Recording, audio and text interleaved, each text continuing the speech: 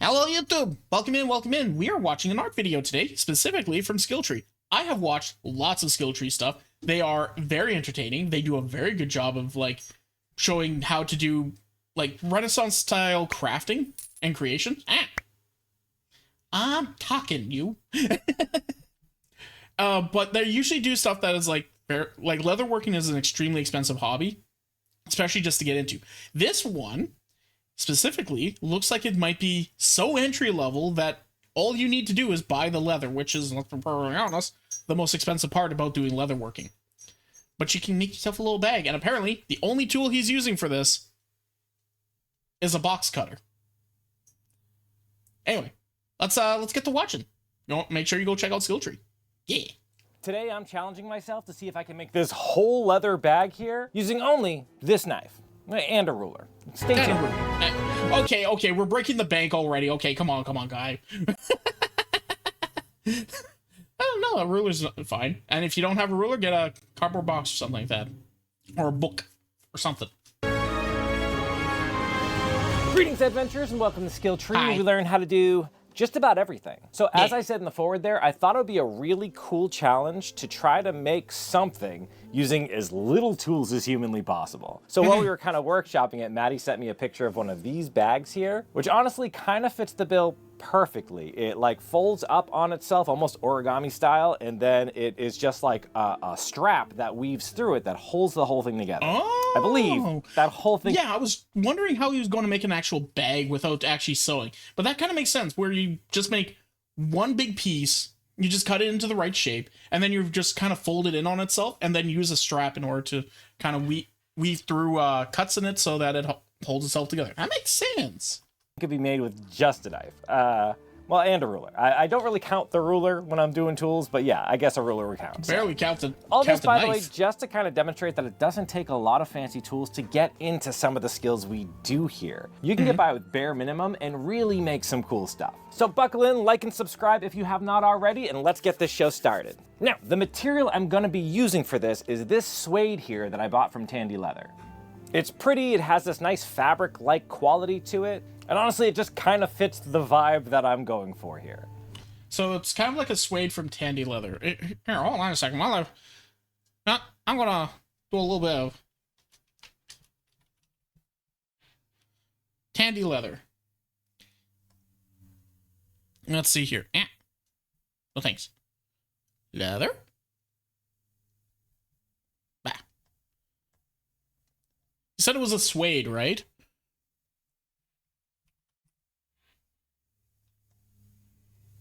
Oh, yeah, it doesn't actually look like it's that expensive in comparison. Like, that's not too terribly bad. Huh. So, yeah, the ingredient-wise, like, they have this, they have kind of like a soft suede pigskin split.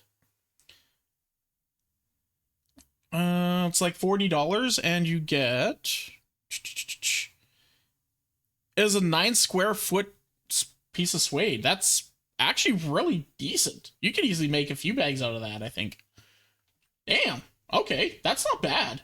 All right, so I start by laying this thing out so I can cut out the general shape of it. And I'm gonna be honest with you, this is super arbitrary for me.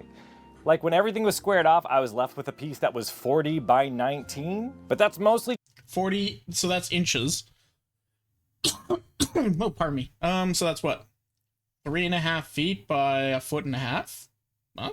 Yeah, so just because that's where like the folds were. I didn't put a lot of thought into the sizing of it. Though if you wanted to prefigure it out, basically what's gonna happen is I'm gonna fold it into roughly thirds like so. Leave me with what is essentially going to be the bag shape. So you can kind of work backwards from that and like make a template that is the size of a bag that you would want. Measure that out, and that's what you cut your leather to be. In general, I was going for like large messenger bag shape, so take that for what you want. One thing which is honestly what I would do. I've always wanted to have like a half decent messenger bag that I can carry around. It's basically like a giant purse, sure, but I just like messenger bags. I think they're fun. They're nice. Plus, they kind of distribute the weight pretty decently. They can hold quite a bit of stuff, and they have very easy access. I like mystery bags. We'll have to keep in mind though is how wide you want the inside of the bag to be. So for example, I decided on about 3 inches wide inside, and that's important because that's what like the bottom here is going to end up having to be, which is also going to dictate what the side flaps that fold over each other is going to be. So if that bottom is going to be 3 inches wide, giving me 3 inches room inside, then each one of those flaps also has to be 3 inches because everything has to really evenly lap over each other. Trust me, it'll make more sense as we continue to go and you see how the bag goes together. So putting it back. No, that makes sense. That makes sense. So let's see. Let's see if I can actually kind of illustrate this a little bit for an example. See if I can illustrate this. Where's my clip studio? There it is. Yeah. There it is. Okay, so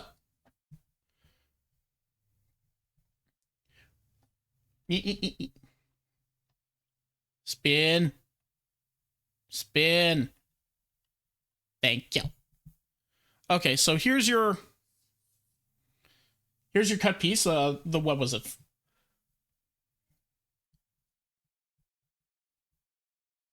Your 40 by 19, right?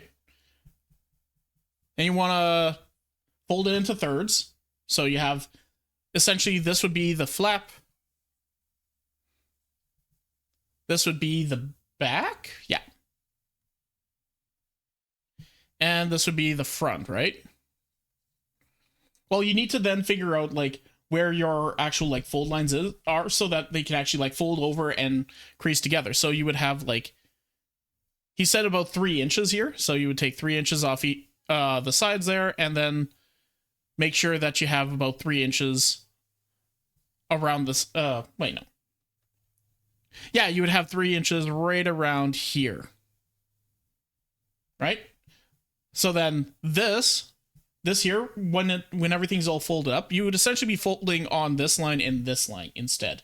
And then folding these lines in on each other so that they kind of overlap together. So at the end, you would have a bag that it looks kind of like this in a sense, right? So that this flap here will go over top of this flap. Yeah, that makes sense. I like that.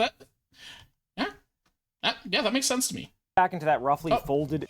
I didn't switch back over. There we go. In thirds configuration, you to go and you see how the bag goes together. So putting it back into that roughly folded in thirds configuration there, I go along what will be my bottom of the bag and mark it 1.5 inches up. I can mark 1.5 inches up because ultimately once you unfold that, that'll be 3 inches. All right, so now we have that 1.5 inch line of where that kind of the edge of the bottom. And he's really keeping true to this idea of what he's not even using a pen. He's just using the blunt end of the freaking knife. Bottom of the bag is going to end up. I go to either edge. And now he pulls out the pen. Making me sound like a goof. And I make a line 3 inches from the side. Remember, all of our flaps are going to be 3 inches, so that is the width that the side flaps are going to end up being. From there, I measure 1/2 inch off of that line on either side right on the edge, and then connect those marks to the very end of that. He heard me. I was like, okay, you know what? Fine. I'll pull out a goddamn pen. It's like 10 cents. Who cares? 3 inch line. This gives me this kind of wedge shape here. After doing that on both sides, I simply cut that away, going through both layers of leather. I realized as I was talking that it felt a lot like word salad, so here's an example of what just happened. We've got these little thing right here, and it's essentially just fold in half, right? So now we have both of them, and they're exactly the same. We're just, rather than doing it twice, we're doing it once through both layers, that's all. And what it essentially does is it frees up what's going to be the side panel and I was actually just about to take a moment and explain that, but yeah. Gives it the ability to fold. In order to really do that, we also have to disconnect it from the top, which will end up being kind of the flap over the top here. To do that, I just go to what's going to end up being the top of the bag, mark that out on the flap side, and just cut that piece away. Again, just doing that on both sides. This leaves us with this shape here, which is just our whole bag laid flat. Now, basically the way... Which is honestly very interesting to see. You never really see a bag just completely like laid out and flat like that. It looks weird. Does not look like a bag at all. Just looks like a weird geometric shape. This thing is going to work is we can fold up the little tab we have here on the bottom and then fold the other two pieces together, making the bottom and sides of our bag. Just like I was saying. Right. But in order for these to be able to stay together, we need to make little slits what pegs are, all exactly. at the top that match each other. True, that's what pegs are. They're just weird geometric shapes, especially these no-sew ones. But it's only no-sew because normally you would have this exact same shape, but you would sew the pieces together. This time, it's all just one big piece, and you're just kind of like folding itself. So we can weave something in and out to hold it all together. So in order to do that, all I do is I measure a 1/2 inch in on either side of those little tabs, which will leave me with a little 2-inch space marked out. I just make marks on the other side of the tab there so that I can connect my ruler together and make nice straight lines. Then, starting a 1/4 inch away from the top on either side, I simply make a mark at 1-inch increments. I do this on both sides just again so I can connect my ruler together there and make nice straight lines. Because of the size of my bag, I got 12 lines. It depends on the size of your bag, how many you get, but yeah, that's how many I got. Once you His bag was roughly about a foot tall. Nice. have those marked out, it's really easy to just go back in with your razor knife and cut along all those lines. Just kind of making a shark gill pattern, if you will. Note, I also cut 2 lines of the same size right in Thank you, Luna. in the middle of the bottom of the bag, thinking that that strap will go kind of through the sides, through that bottom, holding it nice and steady there, and then back out the other side. One more thing, I don't know why I didn't film it, but that bottom flap tab here, there's 2 lines cut in there as well. All I did was fold it up so that it matched up with the side the way it would go, and then just kind of drew through the slices that I had made. This way we know those lines match up perfectly with the lines on the tab here. You can see them cut in the sides. That way it's also, holding onto those tabs, which makes it a fully sealed bottom part. On this scene here, real close up. So from here, the only thing we actually need to put this whole thing together is like the strap that's gonna go through all those little cuts. I could just cut a 2-inch strip of anything and then just kind of weave it through and literally done with the bag. It's really, really easy. But I have like a problem and I decided it was too... You have to make it a little bit more complicated, which is understandable. You don't have to do that. But if you have, the material and you have the ability to, why not have a little bit of fun with it? Do something a little different, a little weird. And why does it have to be leather? You could probably do it with cord. Yeah, have fun. Easy. So I wanted to add a little extra something to it. So instead of cutting a 2-inch strip, I cut a 10-inch wide strip. It is 10 inches wide and 43 inches long. That is a big strip. I got that 43 inches long because each one of the sides is 12¼ inches long and the bottom ended up being 13 inches long. All that together ends up being 37½ inches, so if I cut it to 43, I have enough. I just want to make sure I had enough, that's all. Why did I cut it 10 inches wide instead of the 2 inches wide? Because I decided I want to add tassels. I thought that would look cool. A little tassels, it has like a fun look to it. And something totally doable with just a knife. To make that happen, very time consuming, but yes, it's very doable with just a knife. all I did was measure 4 inches in from either side and make marks there. So I can use a long straight edge just to give myself that exactly 2-inch wide gap in the middle, which will act as our actual strap going in and out. And then everything outside of that in that 4-inch area. I was wondering how he was going to get the tassels to work. Okay, I'm starting to see that. Is what will become my tassels. And there's no crazy technique to this. I just kind of move my ruler roughly 1/4 inch over, made a slit, moved myself roughly another 1/4 inch over, made another slit. 8 hours later.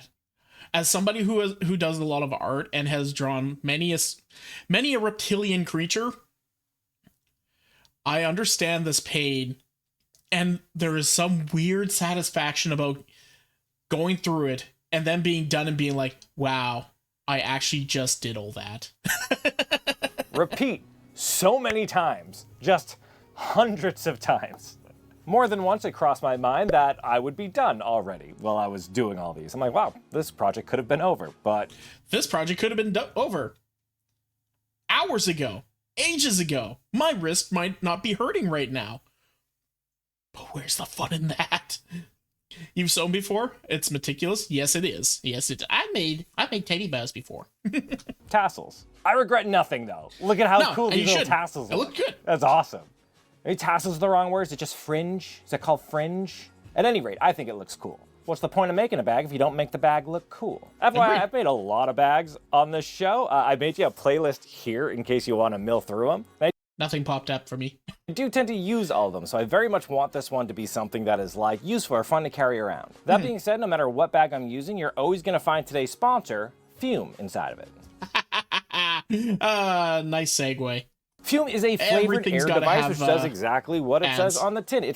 Hey, when's somebody going to hit me with an ad? I want ads. Flavors the air.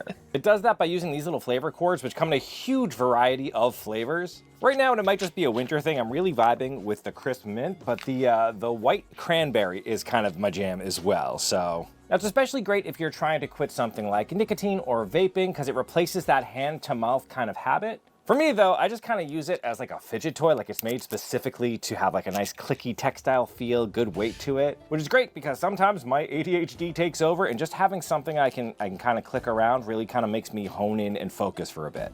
Anyways, it's great. No smoke, no vape, no need for batteries ever. And because it doesn't have any... It's literally just flavored air, as far as I'm understanding. Smoke or vape, you can use it anywhere, in a restaurant, on a plane, whatever.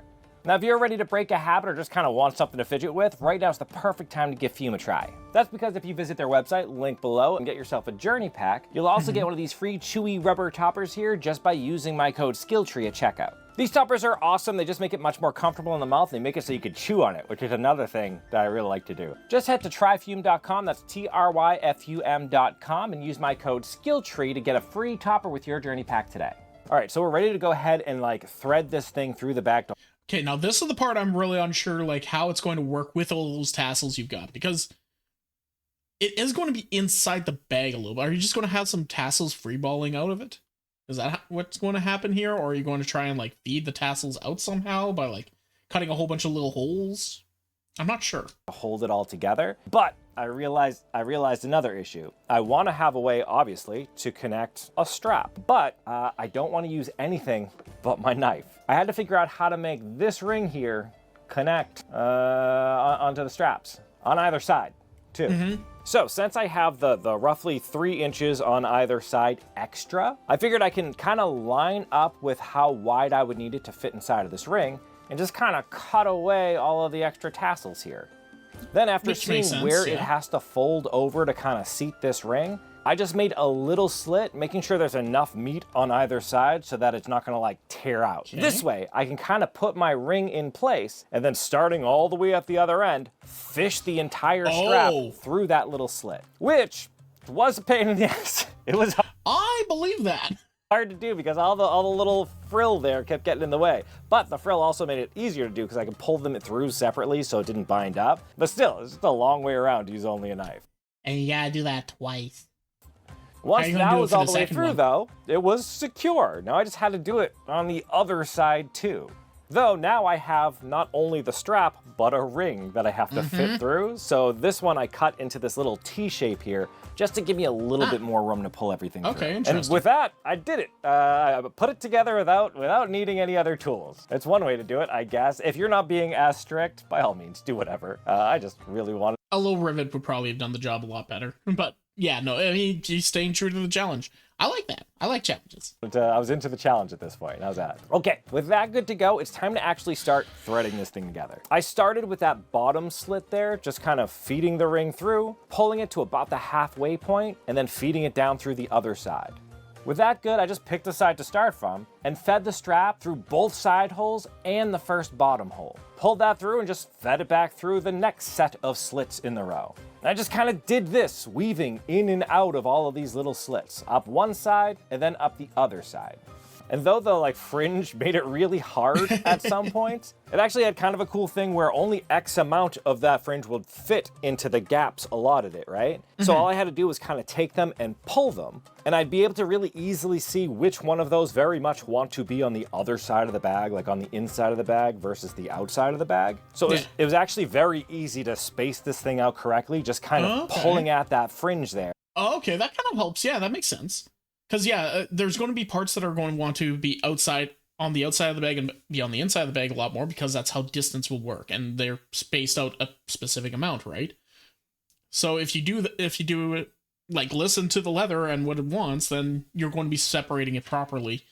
You know, okay, I get it. Both on the outside. What are you doing with the tassels that are inside? Because those are just going to be annoying. And on the inside. And once it was done, you can see I have this really nice in and out pattern going on the sides. And look at that. That's a bag. Like no sewing, no special tools. It's a straight up, it's a cute little bag. I think that's neat. To clean it up a little bit, I just lined up this random circular thing I had just to cut those corners on the flap, making everything look nice and round. That's another tool. Round it off. Finally, I decided to make a shoulder strap by just cutting a 2-inch wide piece of leather, and then using that exact same trick that I used before on the rings, just to secure this little clip to one side. Then on the other side, again, I used the same trick just to attach it to the ring.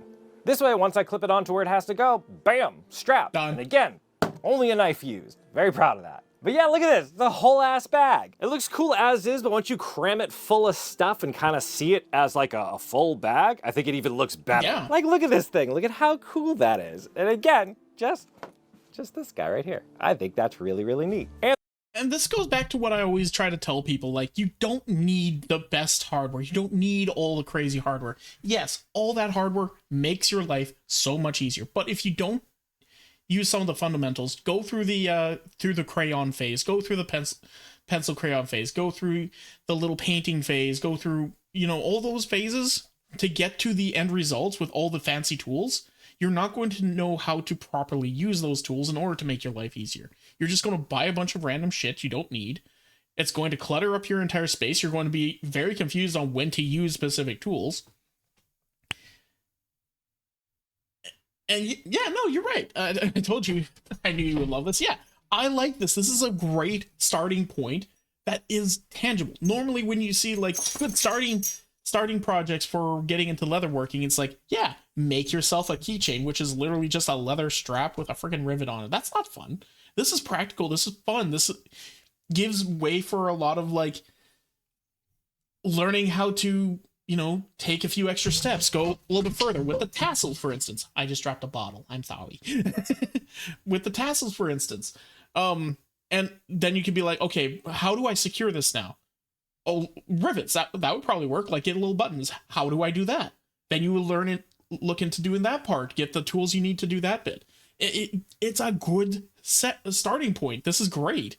And the initial bag, he said, was done within just a little while. Like, this is a day project at best. And the ruler. Obviously, I couldn't have done it without the ruler. So, like, MVP.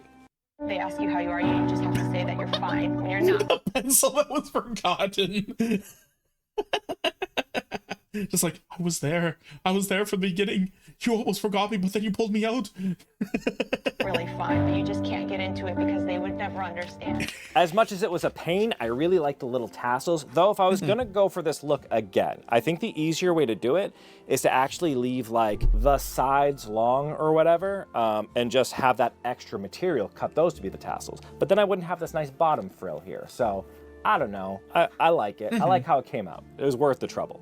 Now, I do still have all the little frills on the inside. Okay, this is the thing I'm really curious what he's doing, okay? What do you do with the tassels on the inside? Because those seem like they'd be a pain in the ass. You put any piece of loose jewelry by accident in there, it's going to get tangled up so badly. Could go through and cut them if I want, but I kind of like them. I don't know, maybe they'll get in the way and I'll feel like they're dumb later on if I try to pull stuff out and they get stuck. But for now, I think it's kind of neat. I don't know. It's just a me thing. But yeah. Another thing that you could do, if you're wanting to take an extra step, is put a liner in the bag. Learn how to put the liner in.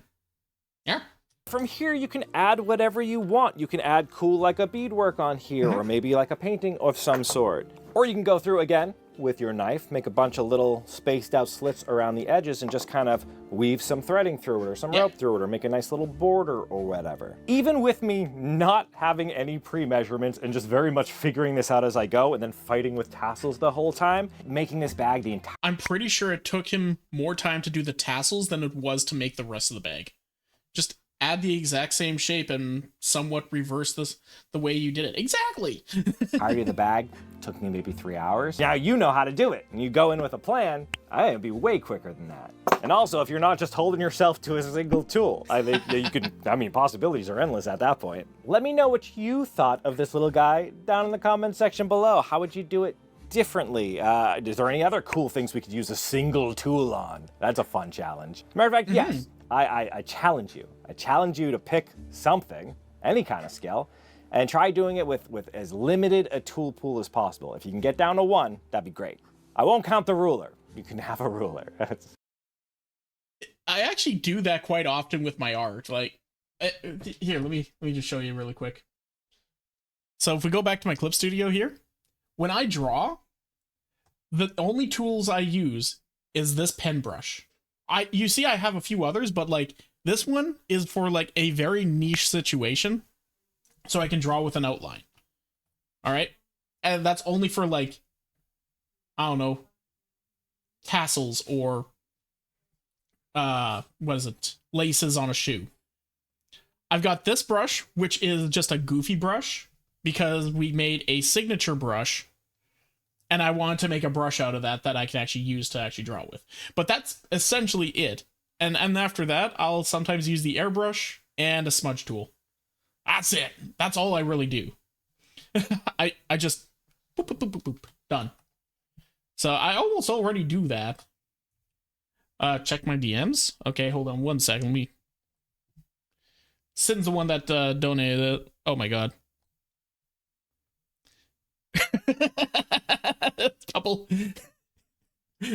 couple little memes from the Discord server, I guess. In the arms of the angels. And with this wonderful tool, you can create what you desire. Just a pencil. Just a giant pencil. Wonderful. Thank you, Sid. All right. Well, we can count it. 2 I did tools. it again. Right. I did it again. I won't count the ruler. You can have a ruler. Well, we can count it. 2 Cowards. tools. All right, that's fine. Anyways, again, I hope you liked this episode. If you did, hit me with some of that like it love, and don't forget to subscribe so you know when I release new content. Oh, and thanks again to Fume for sponsoring this episode. Yeah. In the meantime, though, keep leveling up, you. Yeah. You made it to the end screen. YouTube loves it when you do that, and it's a fantastic way to support this channel. Another I'll let him go through his little spiel here, but yes, everybody, make sure you go and check out Skilltree. Skilltree's amazing. He does really crazy crafts. It's all for like Ren fairs, LARPs, and that sort of thing, like cosplay and all that. If you like the look of like that medieval rustic material for like cloaks, lanterns, torches, props for Halloween, props for going to a convention, props for a Ren fair, props for any of that sort of thing, check him out. This is a great starting point for literally anybody getting into this kind of hobby. Love this guy, love this channel. So good. He has a video on how to perfectly cook a steak. Damn, that's perfect. That's great. fantastic way to support this channel is by joining these people's noble ranks. These are our Patreon members, and we can't do any of this without them.